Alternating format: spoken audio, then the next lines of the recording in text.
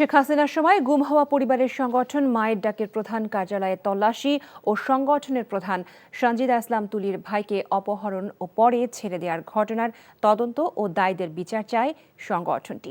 রাজধানীর রিপোর্টার্স ইউনিটিতে বৈষম্য বিরোধী ছাত্র সমন্বয়ক হাসনাত আবদুল্লাহ ও সার্জিস আলম এমন দাবির সঙ্গে একাত্মতা প্রকাশ করেন। সংবাদ সম্মেলনে তুলি বলেন, দীর্ঘ লড়াই সংগ্রামের পর এখনও আইনশৃঙ্খলা বাহিনী ওয়ারেন্ট ছাড়া কাউকে কেন তুলে নিয়ে যায়। সঞ্জিদা ইসলামের মা এবং আত্মীয়কে হেনস্থার অভিযোগ করেন তিনি। পরে সমন্বয়ক সার্জিস বলেন, ছাত্র জনতার আন্দোলনের বিজয়ের পরও এমন ঘটনা দুঃখজনক। আর সমন্বয়ক হাসনাত আবদুল্লাহ বলেন, এমন ঘটনার সুষ্ঠু তদন্ত হতে হবে। মায়ের ডাকের 3 দিনের আলটিমেটামের সঙ্গে একমত প্রকাশ করেন তিনি।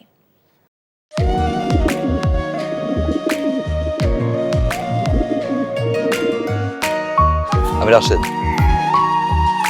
আমি সুফিয়া। আপনার পোষা কবুতর, আপনার মায়া এখনো ছাড়তে পারেনি, এই জন্য উড়ে চলে আসছে। মায়া হচ্ছে ম্যাজিকের মতো, একবার মায়া বললে সহজে ভোলা যায় না। তুমি কি পাগল? আমি পাগল তো। সুফিয়া,